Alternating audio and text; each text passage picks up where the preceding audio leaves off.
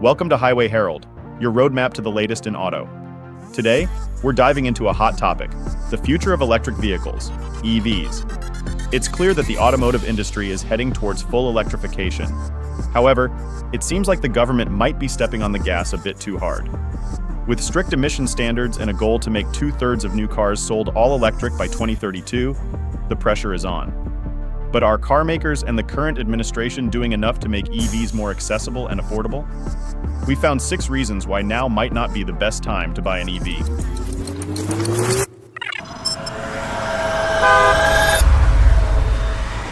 Reason number 6, the steep price tag of electric vehicles. New technology often comes with a hefty price tag, but over time, it usually becomes more affordable. Unfortunately, this hasn't been the case with EVs.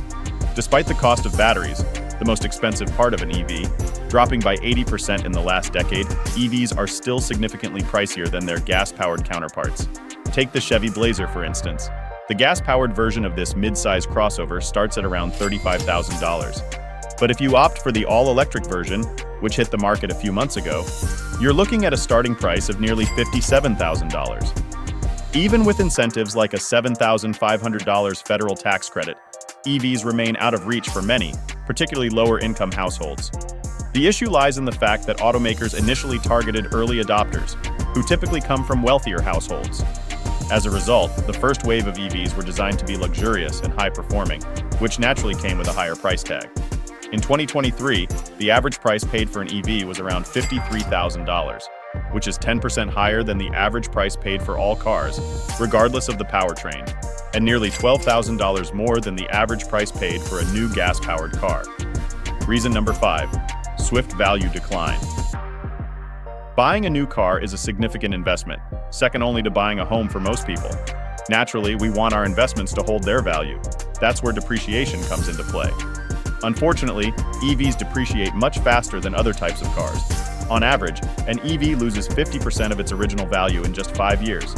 The Tesla Model S leads the pack, depreciating by 55.5% over 5 years.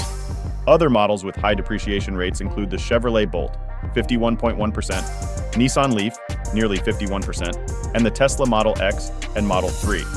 In contrast, the average new car loses around 38% of its value over 5 years.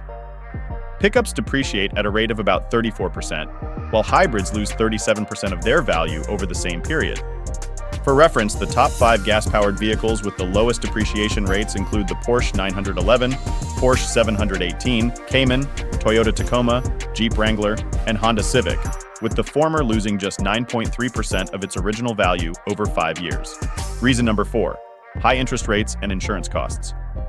Owning an EV comes with a hefty price tag.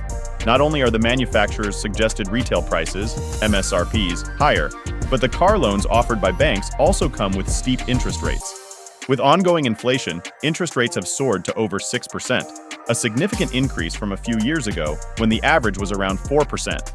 As a result, the financial commitment of purchasing an EV is much greater than anticipated, with monthly installments averaging $277 more than those for gas-powered cars. Another factor that makes this a challenging time to buy an EV is the cost of insurance. Insurance premiums for EVs are considerably higher, sometimes reaching into the thousands of dollars. This is largely due to the fact that, despite having fewer parts, EVs are more expensive to repair than their internal combustion engine counterparts. Components like batteries can be extremely costly to replace, sometimes exceeding $10,000. Stricter safety protocols also contribute to higher repair bills. Furthermore, there is a shortage of repair shops with technicians trained to fix EVs, which also drives up repair costs. So, the high insurance cost is not without reason.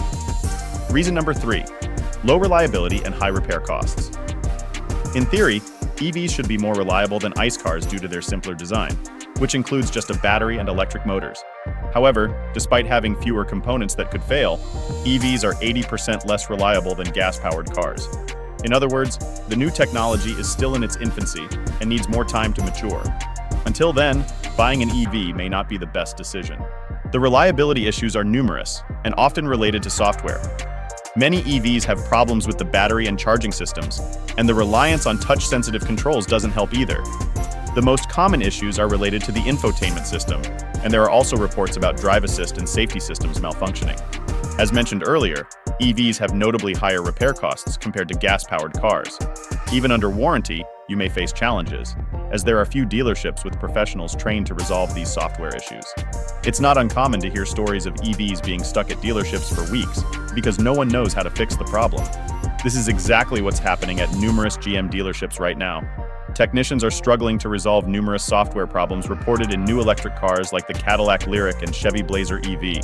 The latter has even faced production stoppages due to numerous complaints and Chevy's inability to address these issues. Reason number 2, the anxiety of battery replacement costs. Electric cars can induce a variety of anxieties, from concerns about range and recharging to the looming cost of battery replacement. Like any other car part, batteries have a finite lifespan, typically lasting between 10 and 15 years. Once the capacity drops below 70% of the original, it's time for a replacement. While some replacements may be covered by warranty, most manufacturers offer warranties of between 8 and 10 years or 100,000 miles.